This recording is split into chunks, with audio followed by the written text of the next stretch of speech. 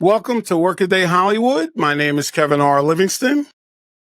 And I'm David Adams Hood. And our guest today is acclaimed casting director, Stephen Snyder, who is also an acting coach and teacher. And I understand he was your acting teacher at one point. He was. And he was a good dude. I mean, I learned a lot with him. And when I was in his acting class, Leo Rossi, who was in The Godfather, and a bunch of other films, was also an acting instructor. So it was nice. My little brush with fame. So, Stephen, how did you get into casting in the first place? Well, by accident, technically. Short version is after about 10 years of being a working actor, we had multiple strikes. As a union actor, I was not going to go against the union. So basically, I could do theater and whatnot. But I had reached a point as an actor being, obviously, look at this face, I'm probably the criminal. I'm probably the bad guy, even though I hope to be a good guy. But I was doing well with the co-stars and the supporting roles. And I thought, well, let me take advantage of this time to see if I'm missing something as an actor. So I called up a few casting people that had hired me over the years. And I said, hey, can I come intern, volunteer my time, be a reader, get coffee, whatever, so I could see what was going on the other side of the table. And then I slowly but surely fell in love with casting. For a while, I was doing both, and I just felt guilty about, like Kevin, you and I were up for the same audition, and I'm signing in, and we're both going up for the same role. And then 2 days later, you're coming to read for me. And I thought, it's a conflict of interest. And I got to make a choice. And I went into semi-retirement as an actor and just fell in love with casting. And that was 37 years ago. Give me a little bit of your background. Where are you from originally? I was born and raised in South Florida, born in Miami, grew up in Miami, Lauderdale, as they like to say these days, Flo Rida, from Florida. Okay. That's where Flo Rida get that from. It's technically Florida with a break in it. And I grew up working class kid, started working when I was 7, started cutting lawns. We were working class, so I wanted to give back to the family. And, I just like working. I like making money. I like contributing to the family. And did a lawn mowing business. And then when I got old enough that I could lie about my age, when I was like 12 or 13, I got a ID that said I was 15 because you needed to have a work permit. And then I started working like in a pizzeria, busboy, chef at Sizzler, long time ago when Sizzler was like not a great place. But graduated from South Plantation High School, had worked in rock radio at the age of 16. I was hanging around WSHE, landmark radio station. Also, there was another urban station. I can't remember the name of it, but I interned with a guy by the name of Wild Man Steve. He was like, I heard him. Yeah. And Steve. No, I heard him. So I mentored under Steve. And actually did some weekend spots there, but they used to shuttle me in and shuttle me out because I sounded black, but this is like 1970, it's like 1970. And so I couldn't do any public appearances because I'm white. Right. But they loved me on the station and Jimmy got soul. And Kevin knows me. I got a lot of soul, whatever that means. I got heart and soul. Oh, yeah.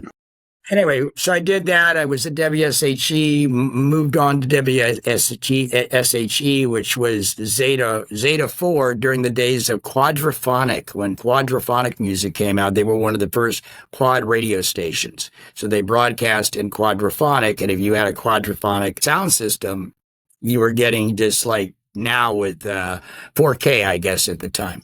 Did that for a while, got married, got divorced, and went to go see a play at the Coconut Grove Playhouse. And it was a life-changing night for me. We had free tickets from the radio station. I didn't have nothing to do. And I go, it's a play. How bad could it be? Right. At the end of the play, I said whatever that was, whatever emotions that came off of that stage, because like everybody else, you get high school Shakespeare. Do we understand it? Not really. Well, we're sort of in a Romeo and Juliet, and we read it and then we're trying to figure it out. But it was crystal clear to me, and here's the reason why. The two gentlemen that were in the play were famed actor, the late Christopher Plummer, playing Iago. Oh, wow. And the Othello was played by an up-and-coming actor by the name of James Earl Jones. Wow.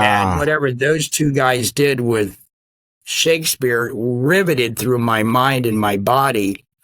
I went home and I said, I want to be an actor. And, I did high school plays. I did some local commercials, but it was more like a hobby, I guess. I was more into rock radio.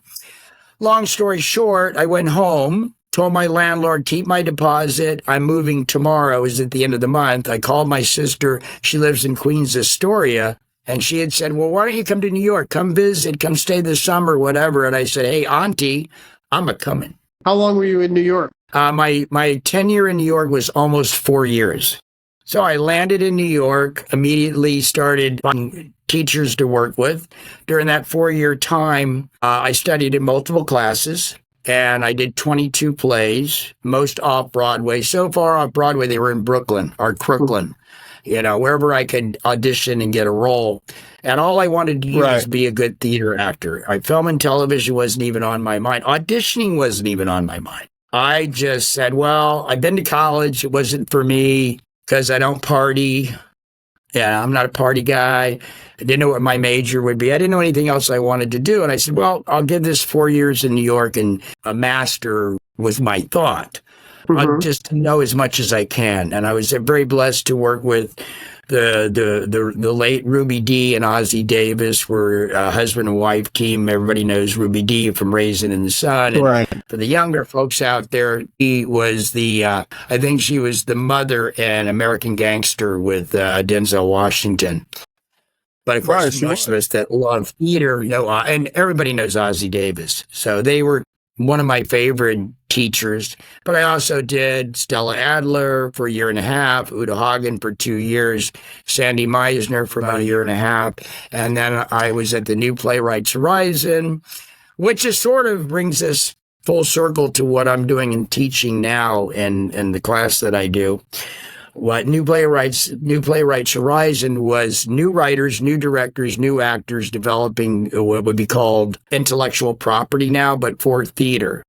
So the writers wrote the plays. We as the actors did read-throughs of the plays and performed scenes from the plays. And the producers got to see the work and decide what plays they wanted to produce. And then they brought in directors to work with. So it's sort of a think tank for how to develop new projects in New York, which is the most competitive theater market.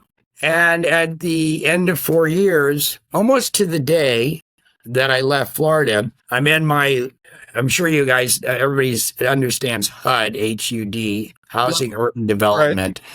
Have it for artists. So if you are at an accredited school and you're a musician, singer, dancer, actor, then you can apply. So I had a little HUD apartment. It was about this, I think it was 10 by 12, like a cell. But it was still in New York, very affordable at that time. It was about 60% less than if I wasn't. And, I was like, I didn't want to wear out my welcome with my aunt. But I'm sitting there watching my little black and white TV with the pliers and the antenna, one of the local $1 million rabbit ears. Rabbit ears, and we lost the knob, and before there was a remote.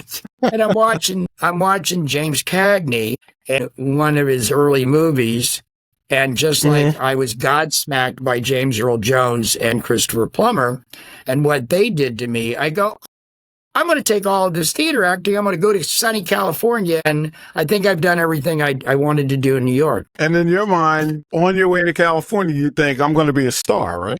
I mean, because that's what you're feeling when you have those type of feelings, no? I can't speak for other people, but being a star, I'm a humble, grateful man of Christ. So it's so not about me. It never would be. I never... stardom is not something that I sought. I just wanted to be really good at what I did. That was my focus. I'm right there with you. That's absolutely. It's about the work. Yeah, it's about getting work, doing good work, and being responsible for your piece of the creative puzzle, whether it be, being a rock radio disc jockey or being an interview host or being a good husband or being a good man of Christ or just trying to be a good human is my ultimate goal. But when I left New York, because I felt I did what I came for and I didn't sing, dance, they're not going to put me in musicals. So that was the big thing. And this is around 76, 77. I'd done 22 plays. So I think I kind of covered the great writers, the Sam Shepard, the Neil Simon, August Wilson, the people that I like their words. I get it. So speaking of music, that's a good segue to sure, absolutely. to rock radio in Southern California, right? Yeah, and that was also by default. I didn't do any radio in New York because my focus was on being a good actor. And when I came to California, I landed. I had my car, the water pump went out in my car. I had about $250. $125 went to the water pump. Now I'm down to $1.25, $125. Talking to my buddy who came out about 6 or 8 months ahead of me. He sat me down and go, okay, what's your budget? I go, I got $125. He goes, they ain't gonna work in California. Right. Best advice I got as an actor or even in music was figure your budget out for 1 year. And that was $10,000. This is almost 40 years ago, right? Wow. And okay, fine. I got 3 jobs. Literally had a full-time job during the week, had a full-time nighttime job, and then I worked on weekends. And I was, because discos were starting to come up, it went from like, oh, there's live bands to smaller bars and venues realizing they could pay one guy to spin records. And I go, well, I've spun records. How hard can it be to do it live in a club? Because when you work in rock radio, you go out and do live remotes and whatever. So I got one of the jobs I had was working in Mr. Al's disco, and I worked under a top 40 rock jock, and I was doing that to make money. And then I got close to the 10 grand. I wanted to take an on-camera film class because I didn't know anything about films. So during that, it took me 11 months to make 10 grand and save it. So I figured, well, I'm getting close to where I'm going to hit my quota, and then I can not worry about money for a year. Everything, dental, insurance. You don't want to be desperate in any field, is my feelings. Desperation, It's not good. Then, here's the punch to the thing. So I went to Fullerton College, and I was living in Orange County on Lullaby Lane. That's not a very macho street to live on, but when you live next to Disneyland, you're living on Lullaby Lane.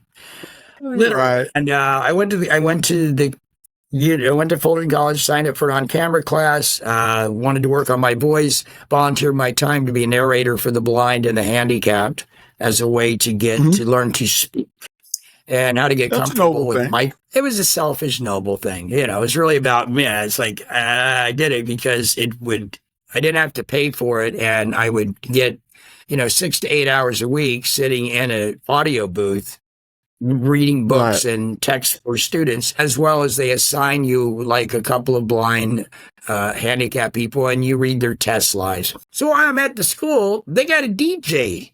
They got a DJ thing on the quad. So I'm thinking, well, I don't got any money for concerts, but maybe if I DJ at the college, I could get some T-shirts and some concert tickets. So while I'm doing that, they had a, what do they call it? Day where corporations and companies come out and, job fair. That's what I'm looking for, job fair. So KNAC was there. KNAC FM radio station, iconic, freeform rock station that became the neck and neck with K-Rock as being the best new wave, punk, whatever, during the 80s stations. And the guy goes, well, you can intern and get 2 credits. And I'm like, well, snap. I'll make a lot of ride out to KNAC and do things like, it's like lay down PSAs and take recordings and put them on carts and whatever, all the shit work that radio station interns do to get 2 credits and T-shirts and concert tickets. And I buddied up with the music director, Kevin. You'll love this, because I knew she had the tickets and the T-shirts and the albums. Meanwhile, I'm trying to focus on acting, and there was I became an alternate whenever anybody was sick, they'd call me in. And I started doing weekends and also working closely with the music director. And then all of a sudden, I'm working, 2 nights a week. And I think I told David or Kevin my story about you two. So that's what pulled me into rock radio. And then I worked at KNAC for about a year and a half. And then Denise Westwood and Michael Bean, they left KNAC and they went to K-Rock, and they were like my surrogate parents. So they said, you should come to K-Rock because you're still doing weekends and you also have an interview show. Because by that time, the interview show had expanded from one interview show with you two to 265 one-hour shows with 3 or 4 guests on each show. Wow, you got all you had all you can. And I didn't have, I had no plan. I only thought you were a casting director. You see what I mean? See?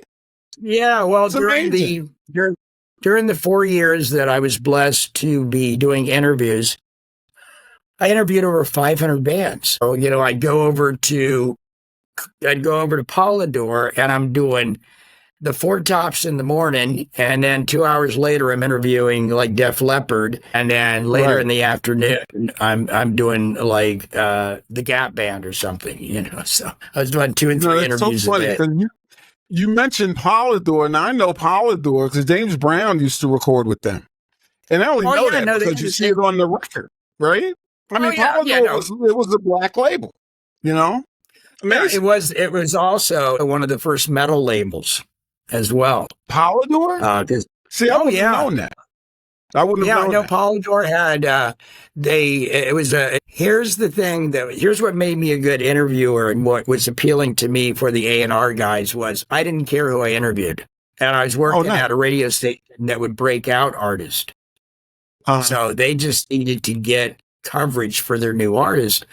So it's like I would be doing, before Cyndi Lauper was Cyndi Lauper, she was in a band called Blue Angel. So I had heard of Blue Angel and I liked them. And I said, yeah, I'll go to the Tropicana to interview Cyndi Lauper. I like her. I think she's got potential. But with Def Leppard didn't break until their 3rd album. They couldn't get arrested. So the guy said, like, Steve, look, can you please do us a favor? Can you please interview Def Leppard? And I go, oh, yeah, I like Def Leppard. Sure, let's do it. 2 months after the interview, the edit, and the airing, and I'm sure I had very little to do with it, that's when their 3rd album broke. So, and I think that's a pattern for me with the Ramones, with the B-52s, with the Talking Heads, with Danny Elfman, Danny Elfman did okay. It's like these people that were in the local market doing well, and like the Go-Go's. The Go-Go's weren't even on a label. I remember seeing the Go-Go's at the Starwood. They were opening up for the Blasters. The band was so new, they only knew 3 songs. So they did their 3 songs. They had to do an encore, Kevin. They had to do one of the 3 songs again because they didn't have a 4th song. You know what I'm saying? So it's like, yeah, good, man, it's funny. Good times. Good times. And then how did you get into music videos? Okay, so the timeline's amazing. I remember all this stuff. And a lot of it is multi-layered because when I was working on rock radio, I was still trying to, get an agent and work and get on a set and do, if I wasn't at the station, I was out, doing open calls and trying to progress as an actor. So these things are both happening at the same time. Are those interviews, are they around today so people can hear them or see them? Well, I guess you can't see them, but, are they archived somewhere? When, like everybody else around the age of 32, the bottom fell out. So I gave them all to I did the interviews and I did the editing and I did the mix. Nice. My host, who's my lifetime friend, I think he may still have them because I didn't have anywhere to store them. And they're all on, you go to. They're on cassettes, yeah. They're on cassettes. So, yeah, they might be around. I don't really think about it because that was then, this is now. Okay. I always look at like this moment with you guys is the most important moment in my life. This is the next Well, best thing thanks. I hope that I'm doing. You are. And it would also be pretty expensive to remaster them and do all the things you have to do to make them No, something you can listen to. I think if I ever get the yen, who knows? Because I never stop being a fan. I think that's what made me a good interviewer is I would open my interviews with, is there anything you don't want to talk about before I roll tape? Anything you don't want to talk about, just put it out there. Because I don't want to step in any poopy areas with you guys. And I want you to trust me that what we record is what's going to air. And that's kind of exactly why I eventually left. Well, things were progressing anyway. Long story short, I was very blessed to do that for a while. And then the acting started coming along. Again, never a star, but I was very castable, and I got cast, to play, really bad guys. I don't know what that's about, but apparently I got a face that looks like a defendant. Like, so I get another audition from my agent. I go, oh yeah, rapist, crystal meth guy, villainous, biker, trucker, whatever. In fact, after retirement on a movie that I cast called Trailer Park of Terror, the director, late Steve Goldman, called me with Ralph Winters, who was one of the main producers of Cagney and Lacey that I worked on a lot. And they go, oh, Steve, we want you to cast our film. And I go, okay, fine, yes, I love casting. And they go, yeah, we got a great part for you. And I go, I'm retired. I'm good. Oh, Thank you. No bueno. No bueno. I'm good. Because I don't want to I don't need to do another role. I don't need to. I just don't. I don't mind doing it, and not to be ungrateful for the opportunity because everybody wants to get that role, right? I said, yeah. I said, look, I'll get you an actor. I don't want to do it. Let me just get you an actor, and probably better actor than me, right? And they said, well, we're not asking. I go, so it's like kind of a package deal. They go, yeah, we wrote a great role for you, and I'm going like, oh, okay. I go, fine. What's this great role that you have for me that only Stephen Snyder can play? They go, okay, you're an Appalachian truck driver selling crystal meth for sexual favors. There you go. See? I go, yeah, I've done that. I've done that part. Yeah, it's That face. It's got to be the beat. So I'm the thorn in the side of the reluctant hero female who falls down the addiction hole. And apparently I'm the one leading the parade like the Pied Piper. Right. But yeah, so it's fun. So how I got into casting music videos was when I started out as a cast, and now we're going to return back to how I became a casting director. I was interning wherever I could, applying for assistant jobs. There was a small casting company called Judy's Casting, where I could be a lead casting director, but they were doing background day players, bits, photo doubles, car casting, and whatever. But at least I could sink my teeth into it. Now they were doing background and bit players, and we get music video casting. I looked and I got everything the lead casting director would get. And I'm going, well, I could make some suggestions on some of these bigger roles. There's dialogue driven, some music videos, especially the long form, but most of the time it's MOS. It's basically, it's like, do you guys know REM's Losing My Religion? You know that song? Yeah, the song, right. Yeah. Okay. One of the videos that I was fortunate enough to cast, the cast is 47 actors. So literally every other lyric has a character attached to it. Jesus. But that was my forte. That's where I cut my teeth because I said, you don't have to pay me anymore. Just let me submit my guys and gals. Right? Not as an agent, but just as a casting company. And after I did it a couple of times, I developed relationships with all these, but there was five major production houses that made music videos. Limelight, what we called them, the Slimelight. Right. Picture Vision, David Naylor, DNA, The Company, I think Film Syndicate. They passed me around like a $5 hooker at the Four Seasons because each video company has contract directors. In fact, F. Gary Gray was one of the ones when he was right out of college. So the directors bid on the music video. They get the lyrics, they get the song, and they put a concept together. concept gets approved, they get 50,000, 75,000. They got to go make the music video. They hire me. Cool. So that was right at the MTV blow up. And I was just fortunate to be there and do something that established casting directors didn't want to do, which was short film content. Why wouldn't regular casting directors want that at that point, at that time? Well, I'll tell you why. Because I'm a fairly competitive, shop and compare price casting director for a feature film. I started at $20,000. Sounds like a lot of money, but it's 12 weeks worth of work for me to guarantee the cast. Yeah. And back then they were probably making 10 or 15. So if they take music videos and they're making hundreds of dollars as opposed to thousands, got it. It doesn't benefit them. And then if they obligate themselves, the videos were coming. I was doing 100 videos a year. I stopped counting at 1,700. Wow. I probably did close to maybe 2,100, but I just reached my, 1,700 sounds like a good number. I actually documented it because I would be doing Far Side on Tuesday. I'd be doing Crosby, Stills, Nash on Thursday. I'd be doing Nirvana on Saturday. They ought to call you Mr. MTV.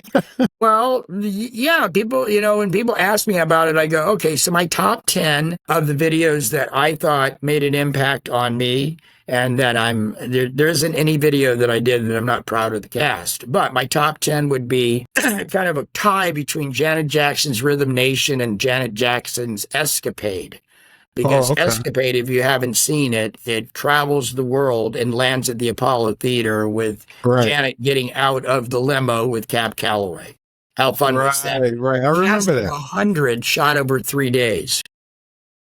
The others would be Nirvana's Teen Spirit, because they were just a grunge band out of Seattle. That was my secret weapon. I didn't care. Right. This job, these acts, let's do it.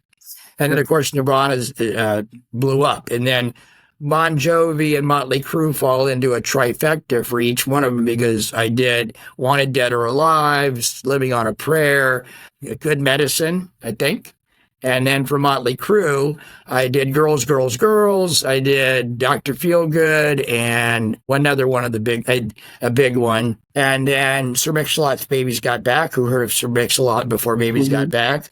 And actually, I was looking at the title, because the original title was not Baby's Got Back. The original title was I Like Big Butts. Ooh. And I go, I don't know if I can release a title called I Like Big Butts. And I can't deny. So the content was fine. Very challenging video at that time, because there were not a lot of anorexic women. And being a big gal was not popular and acceptable like it is now. And it was a celebration of that. It was, if anything, it was a celebration of different shapes and sizes. The other ones, I said, R.E.M's Losing My Religion. I did 3 for Genesis and another 3 for Phil Collins. So Another Day in Paradise was one of the ones that I did for them, shot in L.A. Phil Collins Rained Down on Me. And the list goes on and on of Metallica's Inner Sandman. I'm just telling you, my top 10... It still stands today as being some of the most well-received music video. TLC's Waterfall. That's nice. Amazing. I think we should probably move to today. And being an acting teacher, I know you know Kevin because he was taking classes with you. Yeah, Kevin was a wonderful student. Yeah, he was a man of a certain generation that we connected, right, Kev? We did. We absolutely did. And he went from I learned a lot in your class, to be honest. I mean, I ain't done with you yet, Kevin. I'm going to pull you out of retirement because there's work out there for you. Yeah. Somebody else told me that the other day. Yeah, you got a face for, you have a face for radio. Exactly. Yeah, me and you in the meth lab. Okay. There you go. Well, hey, there you look. What do you call a black and a white guy in the back of a cop car? Defendants. We're defendants. But nowadays maybe we get to be the bad boys. We get to be the heroes or the reluctant. Yeah, pretty much. Tell David about the acting class. Okay. Again, what a life I've had. How blessed am I to be here with you guys? And, in a couple of hours, I'll be with my students and a new up and coming writer. So going back to the New Playwrights Horizon, I did not go out to be a teacher either. And I don't know if I'm a teacher on the level of the teachers that I had. And Kevin was part of that. The premise is this: what can I do to help actors? I have a lot of good friends that can help them, direct them, advise them, get to know them in a positive, creative environment where you're encouraged to fail. That was sort of my syllabus. And after a couple of years of guesting, where, people would go like I'll have a casting director. Sonny Boland's coming in on Monday. I just had Dean Frank in last night. I would go out and I'd be the guest casting director. I'd bring sides and give them out to the actors. They would do their stuff. I would give them notes and help them break the scene down and ask them how they felt. And then at the end of the night, I'd always get 2 or 3 people to say, "Oh, I really liked your vibe. Are you teaching?" And I go, "Well, I just taught you." They go, "Well, we want more." I go, "I don't have any more." We didn't even get into the country music videos, but just on a sidebar before I forget, apparently I'm the hip hop guy.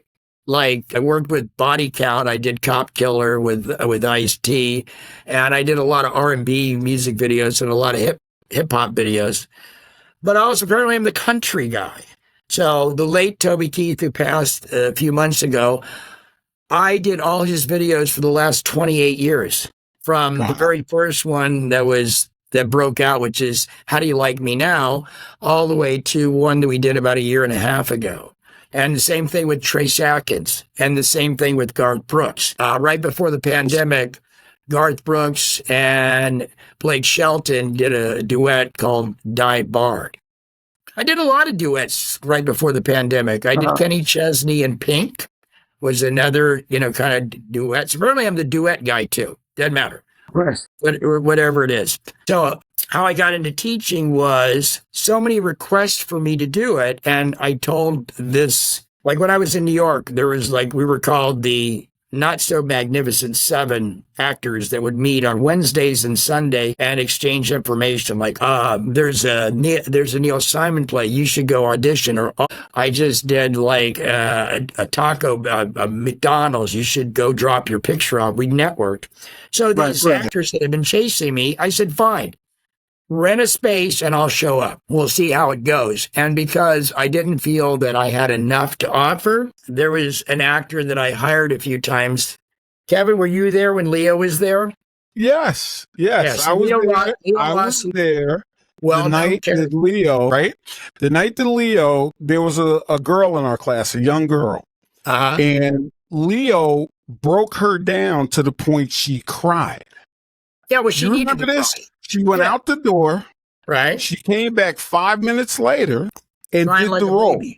Yes, and did the role up because Leo pulled all that out of her. Yeah. Now, when he got on her like that, you went out and consoled her and said, "Listen, we're doing this for you." Bop, bop, bop, bop, bop, bop. Thank you. Came back in and she did it. Now, as a comedian, I have to tell you, I had never seen anything like that. Now, you hear all these actors get on TV talking about this, that, whatever else. I watched Leo do what actors do. And then he made this woman come back, do the part, magnificently, mind you. Yeah. And she felt better afterward. And we all were and she knew what was going on. She asked to be challenged. You want to guide them to what they can do. So anyway, Leo, I said, Leo, you want to do a class? Well, actually, Leo had come to me and said, I'm thinking about starting a class. And I said, well, I've been asked to do a class, but I don't think I'm more of an opening act, is what I said. I said, maybe together we can come to it from a casting director standpoint and an actor, writer, producer, because that's why we eventually parted ways after about a 10-year run, because his demand as a writer made him not available. Right. So then teaching's been going on for a quarter of a century, Dave. Quarter of a century is wrapping up my 25th year teaching. And I loved doing it, and it's so exciting to help actors figure it out. So now you're doing it over Zoom primarily? Yeah, because there's no for me. Eventually, yeah, but in today, it's more than the pandemic. Prior to the pandemic, the Just like we went from, 45 records to, 8 tracks and then to cassettes and then digital. The world is changing. It's evolving. Technology is our friends. I mean, I'm now able to have a student in Dubai. I have a student in London. I have a student in Switzerland. I have people in Alabama. I have people that can work the Atlanta market, but also connect to the Hollywood market, and they can work in 2 markets and make those contacts. Plus, I laugh. People think casting directors control stuff. We don't. I know. We get hired. The studio or the production company has a budget, and they're going to rent a studio for us to do auditions in. And it's expensive. So once they got a taste of instead of spending $2,500 a day for a studio, they can just pay me a little bit more as a casting director, although they didn't pay me that much more, that it can all be done online, and they can sit in their office and they can just click on a button and watch the performance. Right. Because it's only, I told the haters of the whole thing is, I said, you do understand that this window here is the same size of the window that you stand on a mark and you holler back at the camera. Same thing. Get over it. Because but with online auditions, there's pros and cons to it. Mostly pros. Tell me what a con is, because I'll squash your con. Hit me with your best shot. The con would be if you make the wrong choice about a character, there's nobody there to give you a note. No, wrong. Right now, let's say that you're auditioning, Kevin. Okay. And David's my director, and I'm the casting director. Mm-hmm. So David would say, Kevin, I want he'll give you the note live online. Okay. And then you take the note and you process and you do his note. Are you experiencing that, Kevin? Are you getting you have to do the self-tape is the self-tape. Right. You don't get a comedy record deal or a recording deal until you make a demo. Right. And ain't nobody there from the record label telling you what to do with that demo. So sometimes you just got to take, and for me, the first time pre-read in the room, I'm not talking to the actors that much. Right. And here's the reason why. I have 2-3 pages of dialogue. I have a paragraph that I gave you. Because actors would come in and go, hey, is there anything else I need to do? Or what can I do to do different? I go, did you read the breakdown? Yeah. Did you read the script? Sort of. Okay. Go back and read the breakdown, because I don't have anything. I have given you everything I got from the producer and the director in the breakdown. Right. And when you do it, if you're not in the ballpark, I can let you know. Right. But we also do that with the self-tapes. More actors get more auditions. It makes it a little bit more competitive, but that should always be a good thing. To be able to open up to diversity and to open up to more people being able to audition, because the only person, one of my favorite things to say is you're never in competition with anybody. You're only in competition with yourself to be the best you can be. Yeah. Be as authentic, original, whatever. It's ain't nothing but biscuits and gravy. Just sop it up and do the fucking work and stop whining. Please stop the whining. But no, the availability to live where you want to live. Now, Kevin, I believe that you were living a little south of where all the auditions were.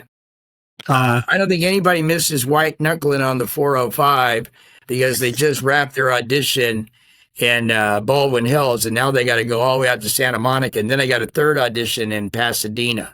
Right. Yeah. As opposed to being able to have your lights and cameras set up and to be able to click on the button, and there's a reader, you do the audition, we give you an adjustment. It's called EcoCast Live, Dave. The first step is the self-tape. Right. And if somebody emails me and said, hey, Kevin, hey, Steve, I read everything. I just have a question.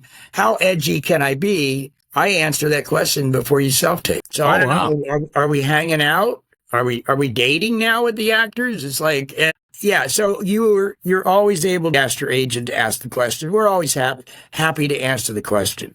Now, if an actor's right for the job and I'm going to see 50 people, I'm going to pull out 15 or 20, which is which I could not do when I was in the room because it would be like 3 people. I'll take the best of the best and I will send that to my producer director. They're going to tell me who they like. And then if there's any adjustments or new sides, they're going to tell me and I'm going to communicate it to the actors. I think, okay. I think the issue that I've heard from the actor's side is that it feels like maybe there's some inconsistency in terms of an actor's ability to set up lighting, camera, different quality, and it feels like you're working with that more than the performance. Okay, so David, let me ask you this: Can you see me? I can see you. Can you see me? Right. You see me? Do I look okay? You look fine. I just don't know when I'm throwing something. I'm talking about the self taping. Yeah, no, I'm just saying it's the same fucking thing. People are overthinking it. Right. There's a reason why. Listen, I've been doing it 4 nights, sometimes 5 nights a week for 4 years now. Yeah. And I've got tomorrow or Monday, I've got 4 people going in to see Dean Franck that already met Dean Franck in the class. Mm-hmm. And they know what Dean wants, and they're going to get a self-tape because of the online thing. That's why they're going to get it. Right. It's people, listen, yes. Right now, it took me 2 minutes to set up, and yeah, I could drop a curtain behind here, and this thing would be beautiful. Right. But I'm a casting director, so I don't have to worry. Kevin looks good. You look good. I can hire you guys from your window. And a ring light is like $5 to $15, and a backdrop is an old sheet that you iron, and it's FREE free. And then guess what is gas price these days, and car insurance, and maintenance on your car to do all the driving. That's why they call it EcoCast. Okay. Here's the people that are complaining, right? I'm going to tell you who's complaining. The people that weren't booking jobs when they were walking in the room. So, Kevin, remember some comedians would say, well, I'm really great when I'm in the room. I would say, like most of them, I said, I saw you in the room. You weren't that great. Because they're talking about the schmooze factor and this, and the whole like shuck and jive. And, I don't have time for that. Kevin, any questions? Great. Let me bring you in the room. You have A, B, C, and D, whether it's a live room or an eco room. I want you to be comfortable. I want your questions answered before you walk in. And then when you walk out, I'm going to thank you. I don't have time to chit chat about how you feel or what's going on with you. That's an acting class. That's not an audition. In the room versus the self-tape. It's fine either way. You have a choice. You can get on a plane and fly in. And there are, the in-room auditions are coming back, but they're coming back slow, not just because of technology, because everybody wanted to strike, which I get. And I was a longtime SAG card-carrying member. But I remember when the other strikes, you get more money, but they're going to have to scale back on the work. And I think in general, people that are especially got really lucky in the last couple of years do not remember what it was like back in the day. And I'm talking 5 or 8 years ago, not like 80 years ago. Once upon a time, there was 3 channels. You imagine there was only 3 channels. There was no streaming. There was no HBO. There were no platforms for diversity, for original content. Now, Springsteen, I think back in the late 70s, had a song called 57 Channels and Nothing's On. Oh, wow. So there's more opportunities for people. There's a stronger audience. And, you just got to navigate the storm or you'll get left behind. I think the and when I say there, not you personally, David, I'm talking about you as actors or artists. I think the issue there with all the platforms, the streaming, there is way more work to be had. I think the issue is that the audiences are smaller for each product, each piece of television or content. And so the money is smaller. The pie is cut in so many different ways. When you had 3 networks, the money was much bigger because you had a third or a half of the country watching you. Yeah. Again, I'm not going to boo-hoo about, I think Ice-T and he's like a regular Ice-T's getting $250,000 an episode on Law and Order. So let me feel sorry for those people that are making hundreds of thousands of dollars. I'm going to come on as a guest star. I'm still going to make top of show. I'll make like 9 or 10 grand for a week's worth of work. That's not a bad paycheck when you get it. That's great if you're on a network, because the contract is still the same contract. The issue is, I think, when you're talking about Netflix or Apple TV or even Comedy Central. Listen, the point is whether we shouldn't or should have struck. But what I'm saying is the reason why there's less work right now is because when you win a price hike for any company, a manufacturer, a corporation, they're going to have to make that money somewhere else.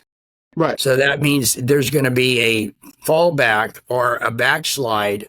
And guess what? Nobody cares. I got to be careful. It's not me. No, the producers, they don't care. They get the money and they run. Nobody, right. As an actor, one of the first things that I learned, 2 things I learned. One, nobody cares. That's what my agent told me. That's what my manager told me. And that's pretty much every acting teacher told me. Nobody cares. Nobody asked you to do this. You chose to do this. They have the job. You're applying for that job with that script, with that paycheck for that movie, or go make your own movie. Well, yes. But my advice, when people ask me, and I get asked sometimes here, like the best advice for going to Hollywood, and my answer is, figure out how you can make somebody else money. Yeah. Or find a way. Find a way to do what you love and figure out a way to get paid for what you love to do, and you'll never work a day in your life. That's, historical advice that is given, to everybody. I guess, yeah, mine is, figure out how, if you're making your agent money and you're making your publicist money and you're making the director money and you're making the casting, that to me seemed like that was the moment when doors started to open for me.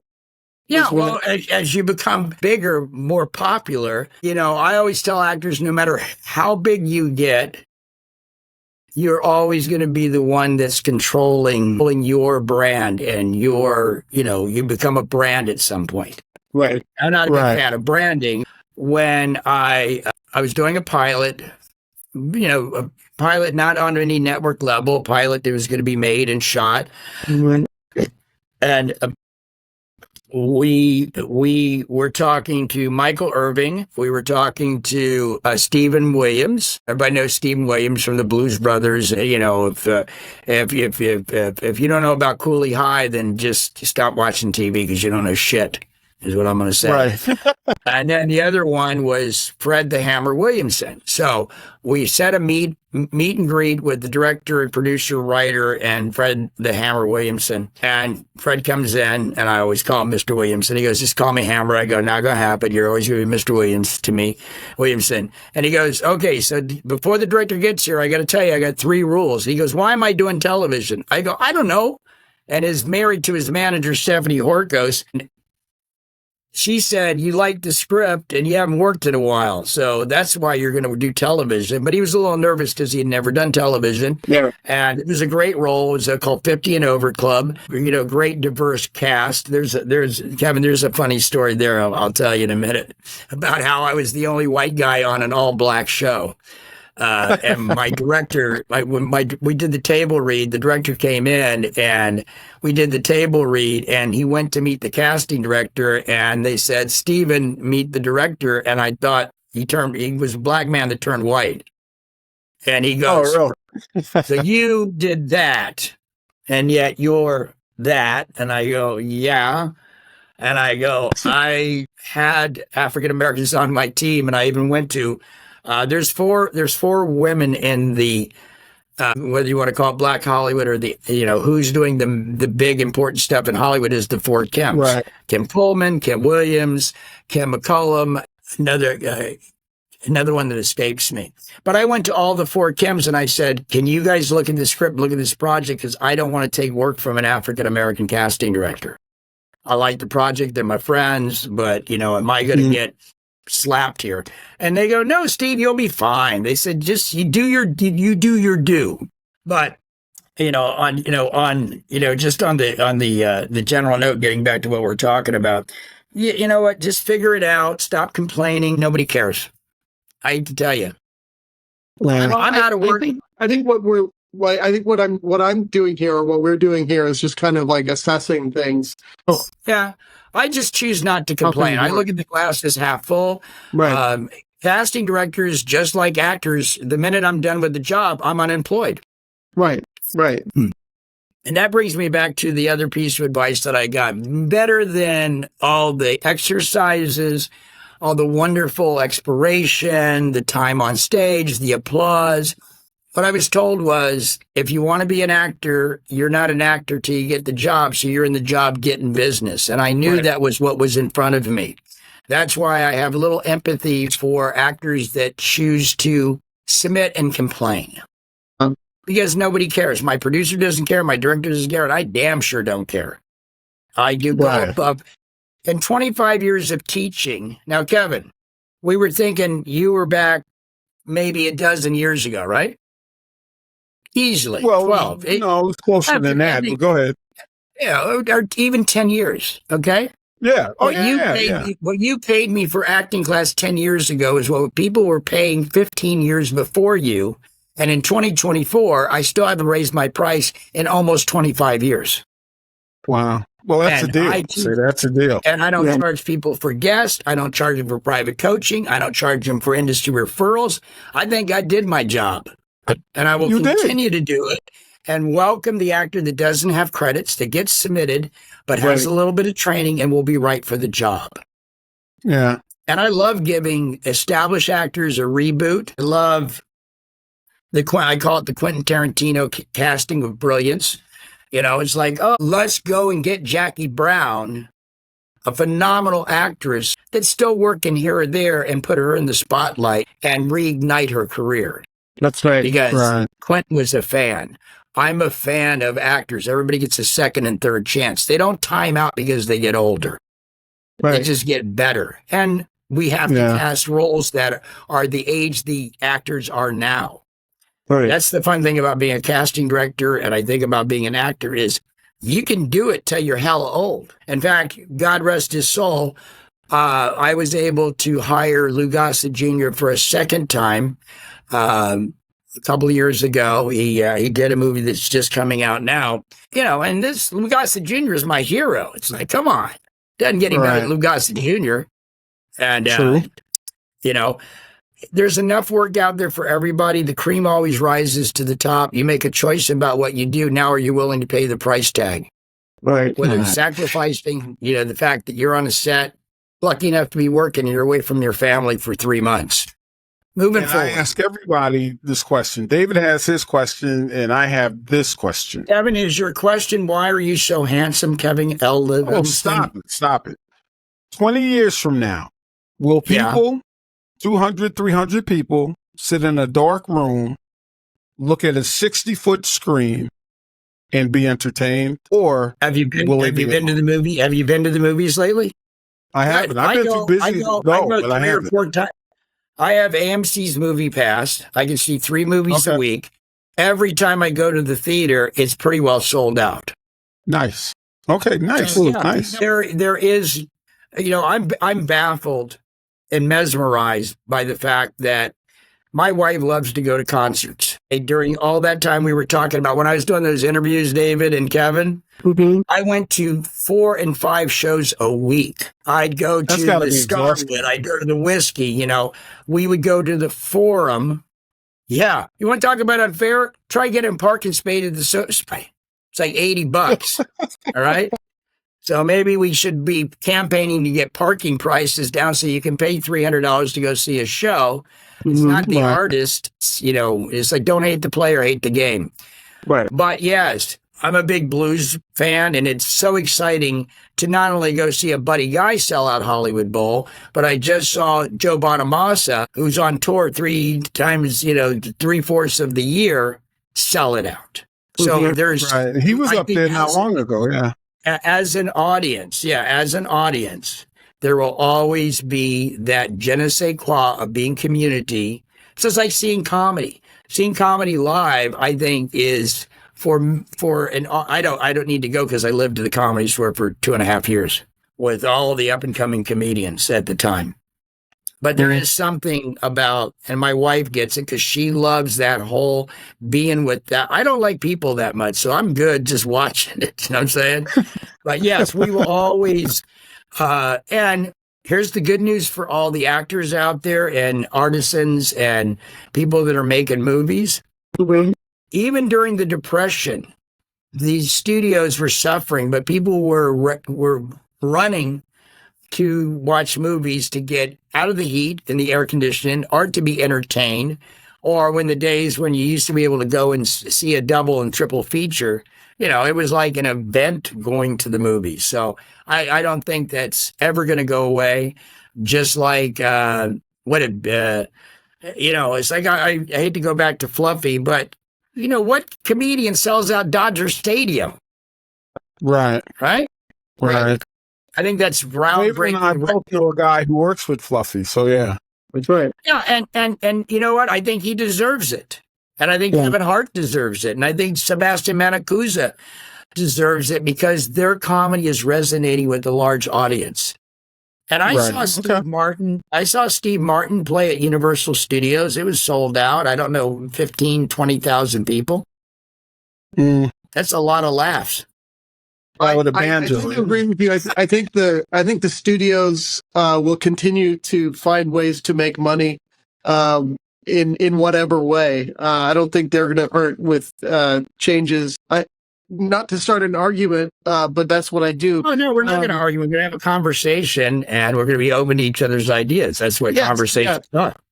I know. So I will say that, and this was something that kind of bore out in 2008 when we had that financial crash, was that it turned out that a video game that you can buy for $50 and play for a month or 2 months is more cost-effective entertainment than a movie theater ticket that might cost $20 a pop. And that sometimes when we're talking about the Depression, that's something to consider. Yeah, but you do know we don't control it, so. Right. But, and back then, like my dad, I remember would talk about going and probably, would talk about, paying $5 or whatever, not $5, 50 cents, right?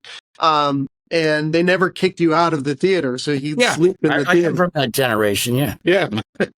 So that's, but if if anybody knows film history, if not, really look into, film history. Yeah. It is the reasons why the studios created the studio system, and it was great for a while, but it ran its course. Then, i.e. example, name actors were commodities. But, and the ones that were smart, Burt Lancaster, Barbara Stanwyck, Betty Davis, Olivia de Havilland, Humphrey Bogart.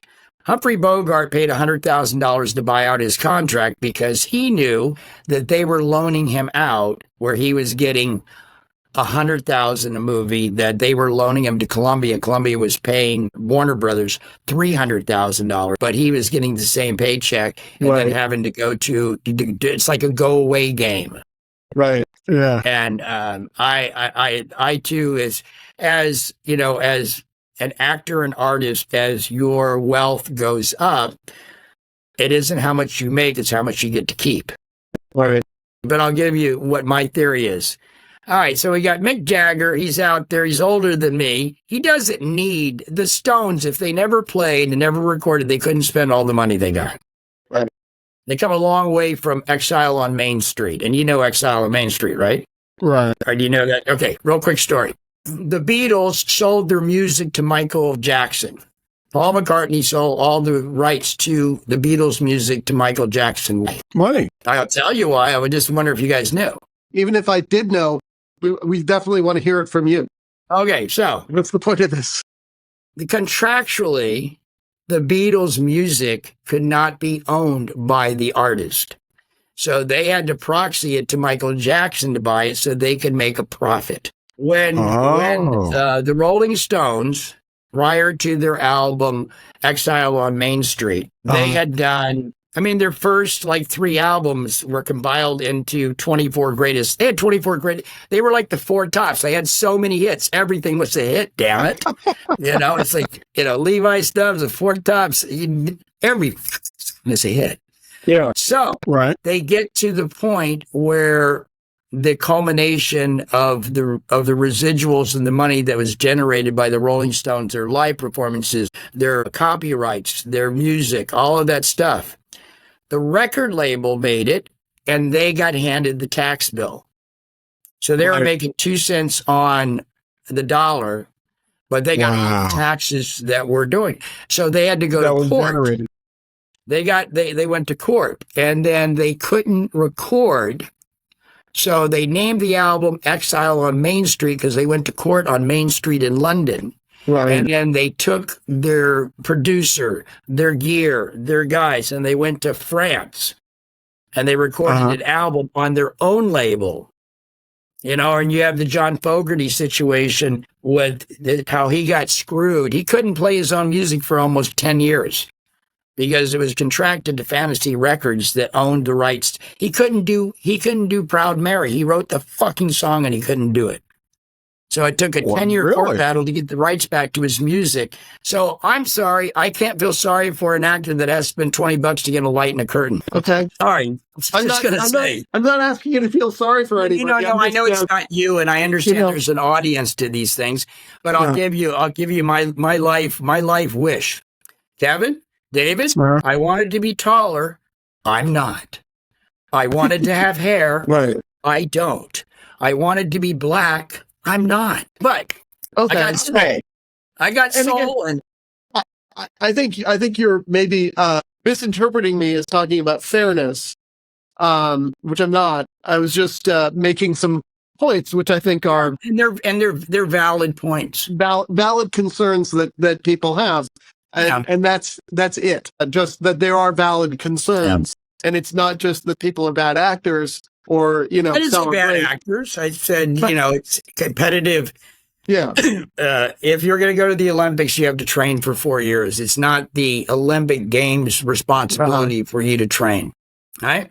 Not everybody gets to be Kobe. God rest his soul. Right.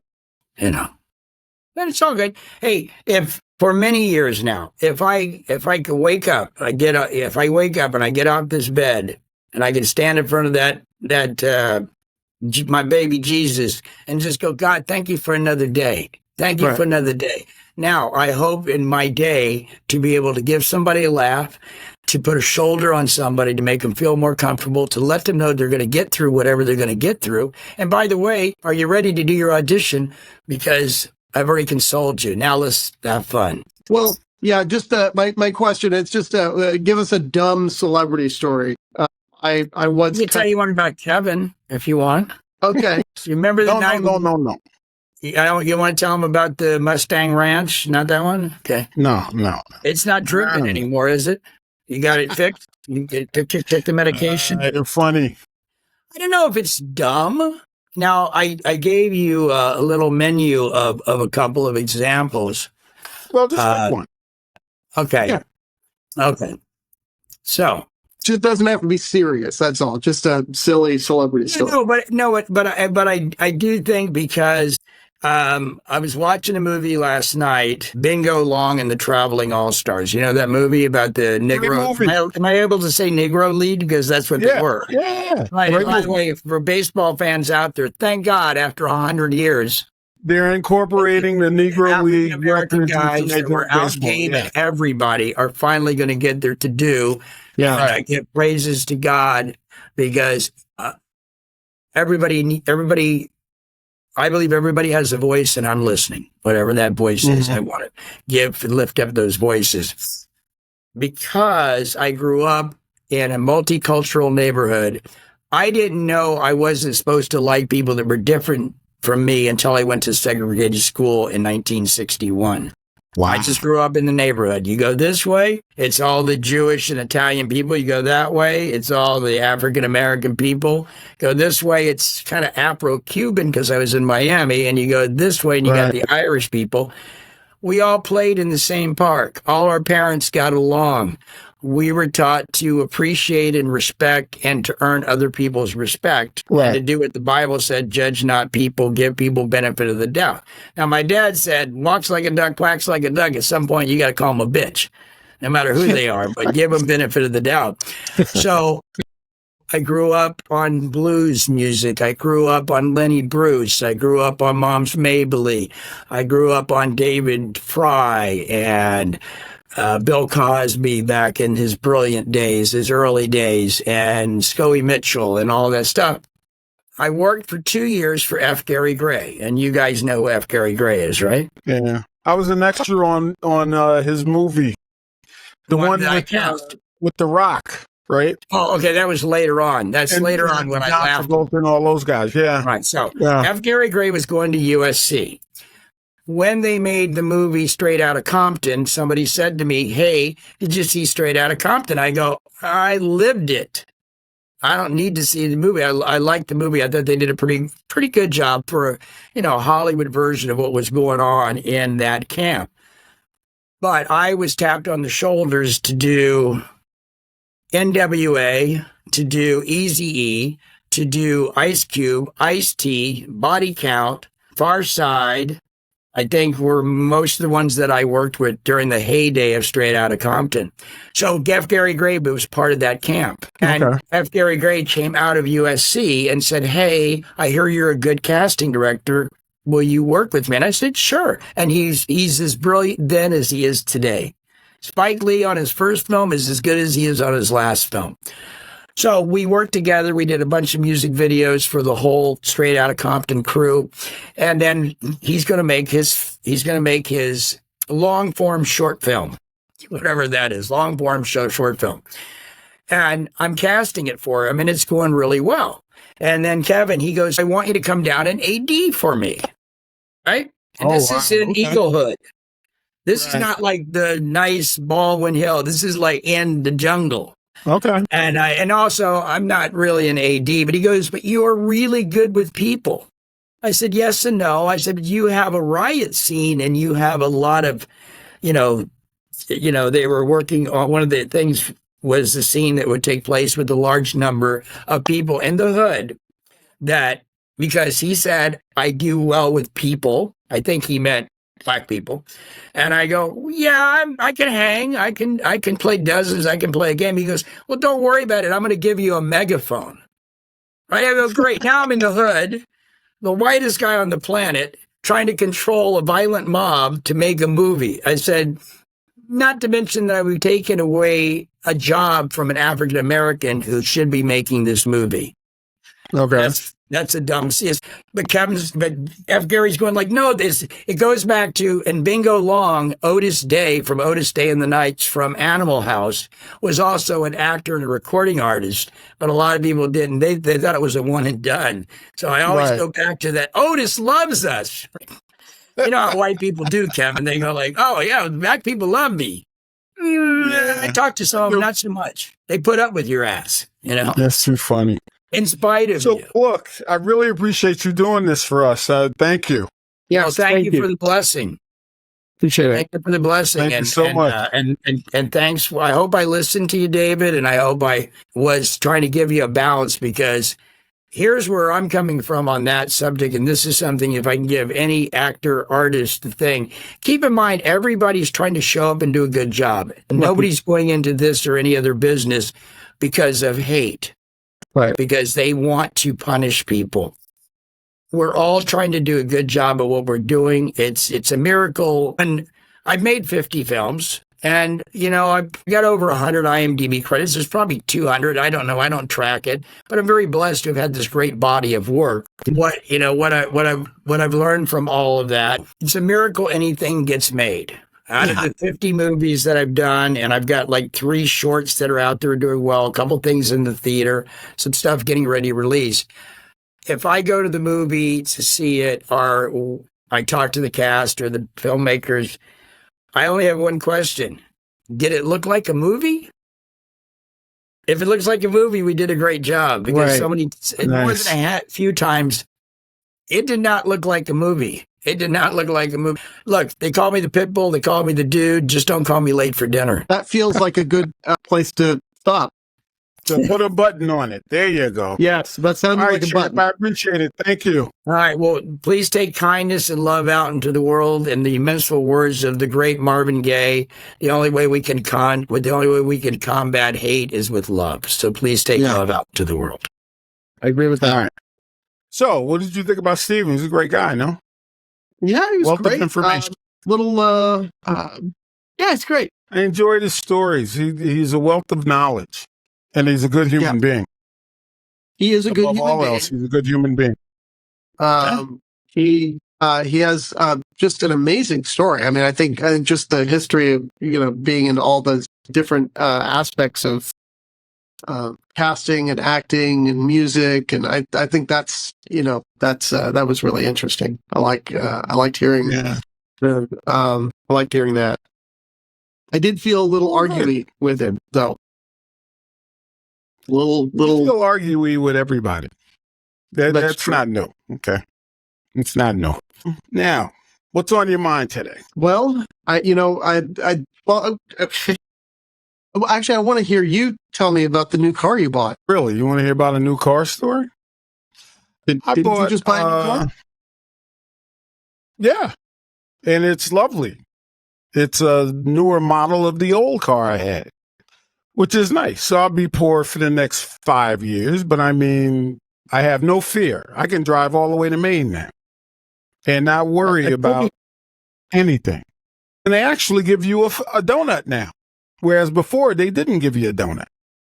That's right. I hate that. I hate Why? Your car having a have a flat donut? tire, opening my trunk and finding nothing. Do you have a donut? You don't have a donut. No. And you have a Toyota. Upset to find out. Yeah, what you were telling me to go buy a Toyota or a Honda. Didn't you tell me that? Yes. And it wasn't just you. It was probably 20 people who told me that. Yes. But my Kia serves me well, right? Mm-hmm. Yeah.